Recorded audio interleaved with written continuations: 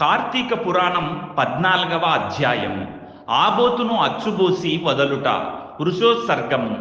మరలా వశిష్ఠుల వారు జనకుని దగ్గరగా కూర్చుండబెట్టుకొని కార్తీక మాస మహాత్మ్యమును గురించి తనకు తెలిసిన సర్వ విషయములు చెప్పవలెనను కుతూహలముతో ఇట్లు చెప్పదొడంగిరి.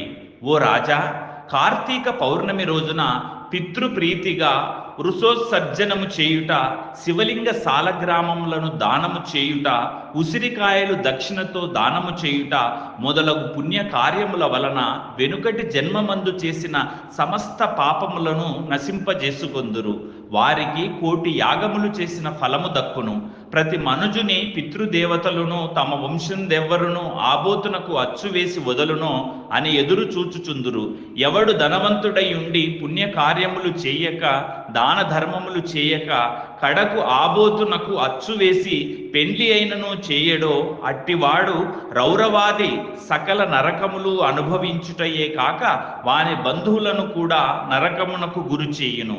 కాన ప్రతి సంవత్సరము కార్తీక మాసమున తన శక్తి కొలది దానము చేసి నిష్ఠతో వ్రతమాచరించి సాయం సమయమున శివకేశవులకు ఆలయమునందు దీపారాధన చేసి ఆ రాత్రి ఎంతయు జాగారముండి మరునాడు తమ శక్తి కొలది బ్రాహ్మణులకు సన్యాసులకు భోజనమిడిన వారు ఇహ పరములందు సర్వ సుఖములను అనుభవింతురు. కార్తీక మాసములో విసర్జింపవలసినవి. ఈ మాసమందు పరాన్న భక్షణ చేయరాదు. ఇతరుల ఎంగిలి ముట్టకూడదు, తినకూడదు. శ్రాద్ధ భోజనము చెయ్యకూడదు. నీరుల్లిపాయ తినరాదు. తిలాదానము పట్టరాదు. శివార్చన సంధ్యావందనము చేయని వారు వండిన వంటలు తినరాదు. పౌర్ణమి, అమావాస్య, సోమవారముల నాడు సూర్యచంద్ర గ్రహణపు రోజుల యందు భోజనం చెయ్యరాదు. కార్తీక మాసమున 1 రోజులు కూడా రాత్రులు భుజించరాదు. విధవ వండినది తినరాదు. ఏకాదశి, ద్వాదశి వ్రతములు చేయు వారలు ఆ 2 రాత్రులు తప్పనిసరిగా జాగారము ఉండవలెను. ఒక పూట మాత్రమే భోజనము చేయవలెను. కార్తీక మాసంలో తైలము రాసుకొని స్నానము చెయ్యకూడదు. పురాణములను విమర్శించరాదు. కార్తీక మాసమున వేడి నీటితో స్నానము చేయకూడదు. చేసిన కల్లుతో సమానమని బ్రహ్మదేవుడు చెప్పెను. కావున వేడి నీటితో స్నానము కూడదు. ఒకవేళ అనారోగ్యం ఉండి ఎలాగైనా విడవకుండా కార్తీక మాస వ్రతము చేయవలనన్న కుతూహలం గలవాడు మాత్రమే వేడి నీటి స్నానము చేయవచ్చును. అటుల చేయువారలు గంగా, గోదావరి, సరస్వతి, యమున నదుల పేర్లను మనస్సులో స్మరించి స్నానము చేయవలెను. ఏ నది తనకు దగ్గరలో ఉంటే ఆ నదిలో ప్రాతకాలమున స్నానము చేయవలయును. అటుల చేయని ఎడల మహాపాపి అయి జన్మ జన్మలు నరక కూపమున బడి కృషింతురు. ఒకవేళ నదులు అందుబాటులో లేనప్పుడు నూతి దగ్గరకు గాని చెరువునందు గాని స్నానము చేయవచ్చును. అప్పుడు ఈ కింది శ్లోకమును చదివి మరీ స్నానమాచరించవలెను.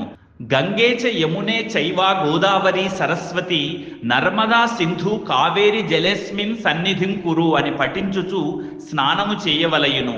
కార్తీక మాస వ్రతము చేయువారు పగలు పురాణ పఠన శ్రవణం, హరికథా కాలక్షేపములతో కాలము గడుపవలెను.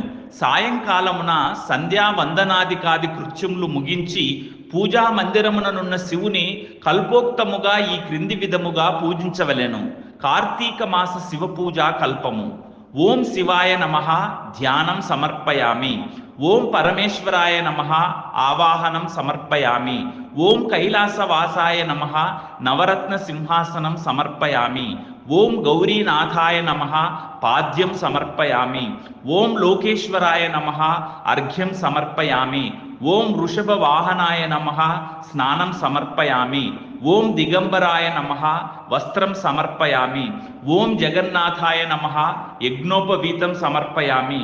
ఓం కపాలధారిణే నమః గంధం సమర్పయామి. ఓం సంపూర్ణ గుణాయ నమః పుష్పం సమర్పయామి. ఓం మహేశ్వరాయ నమః అక్షతాన్ సమర్పయామి. ఓం పార్వతీనాథాయ నమః ధూపం సమర్పయామి. ఓం తేజరూపాయ నమః దీపం సమర్పయామి. ఓం లోకరక్షాయ నమః నైవేద్యం సమర్పయామి. ఓం త్రిలోచనాయ నమః కర్పూర నీరాజనం సమర్పయామి. ఓం శంకరాయ నమః సువర్ణ మంత్రపుష్పం సమర్పయామి. ఓం భవాయ నమః ప్రదక్షిణ నమస్కారాన్ సమర్పయామి. ఈ ప్రకారముగా కార్తీక మాసమంతయు పూజించవలెను. శివ సన్నిధిని దీపారాధన చేయవలెను. ఈ విధముగా శివ పూజ చేసిన ఎడల ధన్యుడగును.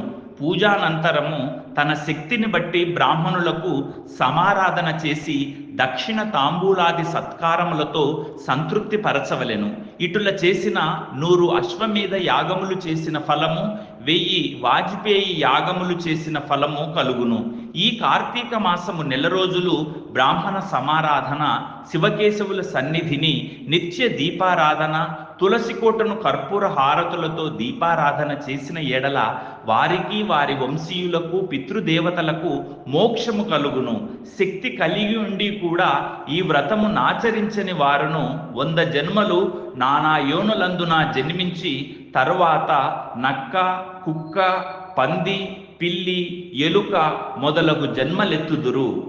ఈ వ్రతము శాస్త్రోక్తముగా ఆచరించిన ఎడల 15 జన్మల యొక్క పూర్వజ్ఞానము కలుగును.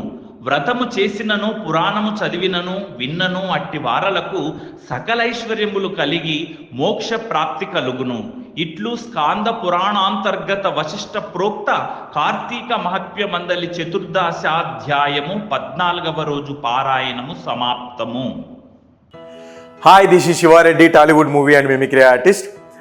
ATV Health, ATV Devotional and ATV News. Please subscribe, like and share.